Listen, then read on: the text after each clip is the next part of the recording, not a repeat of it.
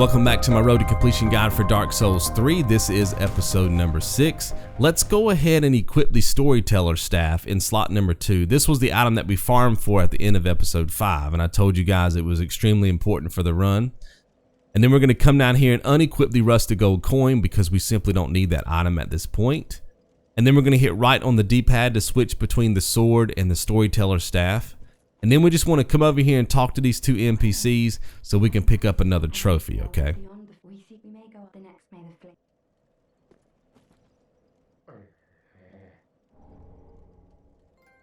There's your trophy, Covenant Blue Sentinels. So now what we're going to do is run to the other side of this wall with our Storyteller Staff, and we're going to use Poison Mist. It's a special ability that the Storyteller Staff has. All you have to do to use it, guys, is two-hand the weapon by hitting triangle and then hit L2. See that? Hit L2, you'll fire out the Poison Mist. And the good thing about the Poison Mist is that as long as the enemy does not know that you're on the map yet, when you use the Poison Mist, like right now, these NPCs have no idea that I actually have inflicted damage on them because I'm on the other side of the wall. They will just simply stay there and just take the damage, right? Sometimes they might walk around the area. I think I show that here in a second. When you fire off the second Poison Mist, they'll sometimes try to walk toward you, but it'll kill them before they're able to get to you. Now notice what I'm going to do right here. I'm going to go into my equipment. I'm going to switch out the headgear for the Symbol of Avarice. Remember, this is the item that we used to farm in the previous episode. One thing I did not tell you guys is anytime that you're wearing the Symbol of Avarice, when you kill an enemy in the game, you get more souls than what you normally would get if you killed the enemy without the Symbol of Avarice on, right? So we're going to use that to our advantage as we play through and we defeat bosses in the game, because the bosses drop, 30,000, 60,000 souls sometimes. And, if we have that Symbol of Avarice on, we're going to get more souls than we normally would, okay?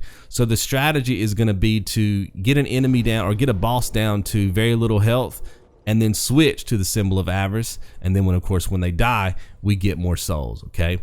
So once you guys have killed those two NPCs, again, we're going to get a ton of souls for that. Then make sure you pick up their loot, okay? And then go ahead and set up a save at the bonfire, and then we'll continue. Now, the great thing about this area is that it has an abundance of Titanite Shards. Now, this particular corpse here just has a soul that I want you guys to pick up. But as we drop down into the swamp, you will see an item ahead of us, and that is, of course, a Titanite Shard. And you guys should already have some Titanite Shards in your inventory that we've picked up already. And then there's going to be some more Titanite Shards we're going to grab before the next bonfire.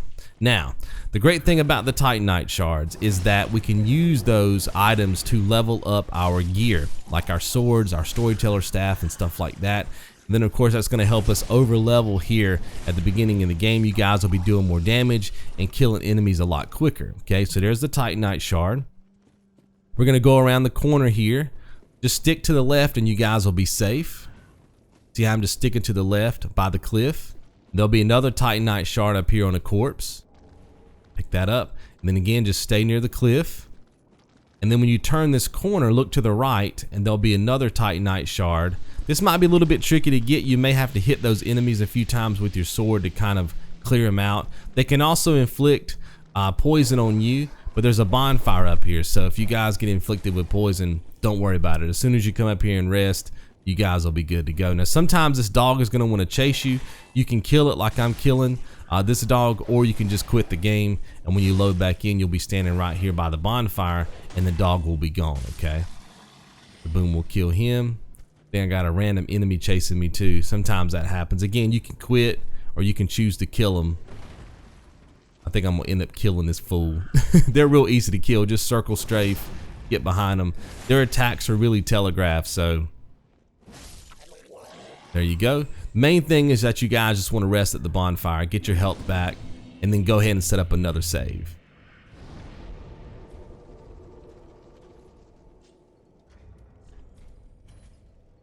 So now that you guys have set up your safety save, we can head in this direction. We want to go to the left and then around this building. We don't have to worry about the two enemies there. We do kind of have to worry about the two enemies coming up, because even though you're going to be falling off a cliff, they will follow you guys. So as you fall off this cliff, hit X super quick to pick the item up, the Estus Shard. And again, they're going to be following you. Pick up the Ember right here by hitting X twice. and then just hold down O, keep sprinting all the way through because there's gonna be an enemy directly behind you.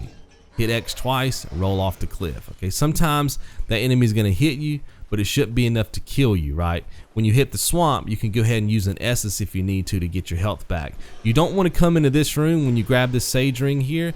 You don't want to be in this room with anything less than full health, okay? So make sure that when you hit the swamp, you've got full health. If not, use an Estus, then run into the room, grab the sage ring, and then we're gonna head up the stairs and then quit the game. That'll despawn all the enemies.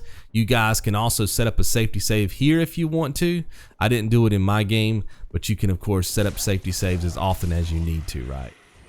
Then we're gonna come up here, kill the crystal lizard, and pick up the crystal gem. And remember guys, if the crystal lizard runs away, you can always quit the game. That'll respawn the crystal lizard back into the map, and then you guys can go ahead and kill it again, right? Just make sure you pick up that crystal gem. Then we're just gonna run all the way through until we get to the NPC. We need this NPC to go back to Firelink Shrine so that we can not only get some spells later on for the run, but we also want to get some rings from this particular NPC. So we're just gonna go through the dialogue, ask to learn sorceries. That's gonna be your first option there. Then there'll be another choice he's gonna give us here in a second. See me doing the random gestures there. Those are not on purpose, by the way. It's just the way I hold my controller gives me those gestures. And there we go, make a promise, okay? Once you guys do that, he should disappear, and now he'll be back in Firelink Shrine waiting for us, and we can get those spells and those rings. Perfect. Now, let's just backtrack. We're on the hunt for another ring of sacrifice. Remember, those rings sell for 2,000 souls. We can sell them once we get back to Firelink Shrine. And we'll need those souls to level up our character. We want to level up our gear a little bit and stuff like that. And all those things require souls. So this is just a fast way to pick up 2,000 souls, is just to pick up this item and then sell it later. Just keep pushing on through here. Do a 180 and it's going to be up here on the corpse. Cool. Now let's just head toward the next bonfire. On the way though, there's going to be 2 enemies blocking our path that we're going to kill using the storyteller staff. And once again, just using that poison mist is so OP. Come through here. There's going to be a soul up here that I want you guys to pick up first. Right here. We can just pop that later for free souls. And now I want you guys to set up another save, okay? Alright, once you guys have your save, go ahead and switch to your storyteller staff. Remember, right on the D-pad, triangle to 2-hand, and then come up here. You can actually break these. Just hit R2, okay? And then boom, stand about right here and then hit L2, okay? You just want to kind of aim in that general direction, and then once he's poisoned, you're good to go. If you've done this correctly, the enemy at the back, you can probably see him, will not move as well, okay? You want both of these enemies to remain stationary and then just wait for the poison to do its job, okay? If at any point this gets crazy, just, you know, go back to your safety save and try again. But just stand here, let the poison take effect. Notice what I'm doing right here, switching to the symbol of avarice so I can pick up more souls when this enemy dies, right? It's gonna give me 2250 instead of what it normally would have gave me. See that? Boom, 2250. Obviously, guys, when the enemy dies, go ahead and take off the symbol of avarice so you guys don't take any unnecessary damage. Now, when it comes to the second enemy, we want to bait him to come down the stairs. And then there's a path you can take right here up the rubble. And that allows you guys to get to the ladder without him hitting you, right? Now, when you get to the ladder, stop. What you want to do is see what he does next, okay? One option is that he's going to swing at you and miss. If he swings at you and he misses, he's going to fall off this long drop-off point, and when he hits the ground, he's gonna die, okay? That's ideally what you want to have happen because it's quick. If it doesn't happen and he starts climbing the ladder like he's doing in my gameplay, you want to get to the bottom of the ladder and wait. You know, go ahead and 2-hand the storyteller staff, fire off some poison. Now, I think in this clip, I didn't fire the poison off quick enough, and I wasn't able to poison him, and I was also too close to the ladder. You guys might want to back up a little bit. You know, because it has some distance on that poison mist, and that way you're guaranteed to have him poisoned as soon as he gets to the bottom of the ladder. he'll already be poisoned. In my game, I had to poison him again, okay? But if you do have to poison him a second time, or I guess fire the mist off a second time, then just run around the columns, right? That'll give you guys some distance. And now all you have to do is climb the ladder. He's gonna climb, obviously, to chase you, but while he's climbing, he's still taking poison damage, right? You're just gonna keep doing this game of cat and mouse until he dies. So you guys just enjoy this gameplay, and when he dies, I'll come back in with some commentary.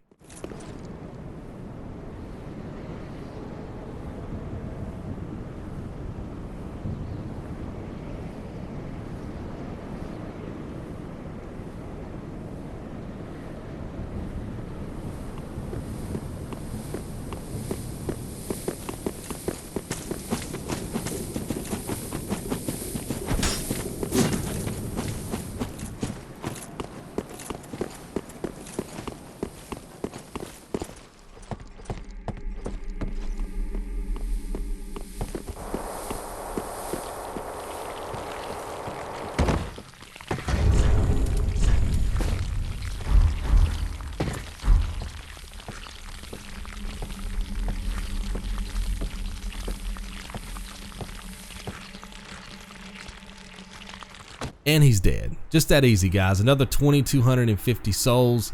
We're gonna again pull the symbol of avarice off, okay, so we can maintain our health, and then we're gonna rest at the bonfire. Now the item that you saw, there's an item obviously where that corpse was, where he just died. It's gonna reset in the world, but we're gonna pick it up here in a second, so don't worry about that. See how it's gone now? We're just gonna climb this ladder. At the top of the ladder, both the items that these two enemies dropped are going to be up here, and then we're also going to pick up 2 Homeward Bones, okay? Once we do that, I want you guys to set up another save, and then we'll continue with the guide.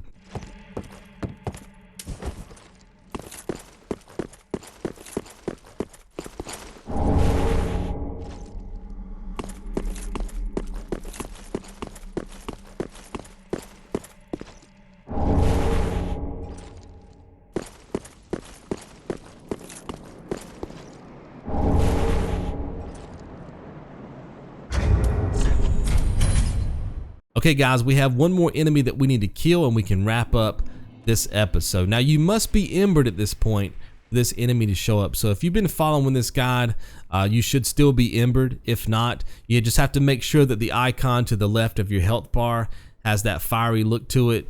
And then of course your character model itself will have little embers coming off of it, right?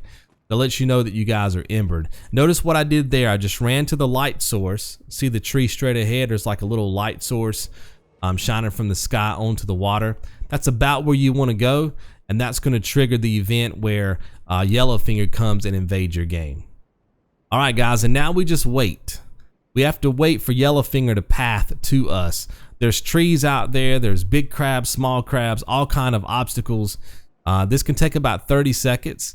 And if it doesn't happen for you within 30 seconds, guys, I would just go down to the swamp and kind of, you know, walk around in the swamp for a few seconds and then run back here and then just continue to wait. Eventually, Yellowfinger will path to you, and we definitely want to kill this enemy, okay?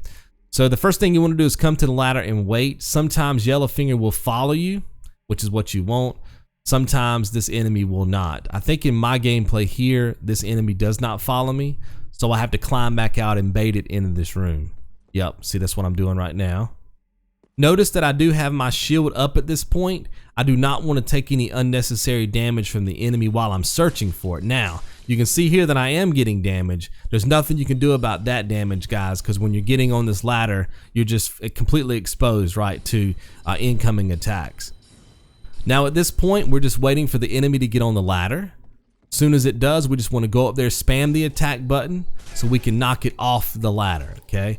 Now as the enemy is falling, you can go ahead and switch to the symbol of avarice. That way, when the enemy dies, you can collect the souls. You can also switch to the symbol of avarice before the enemy gets on the ladder.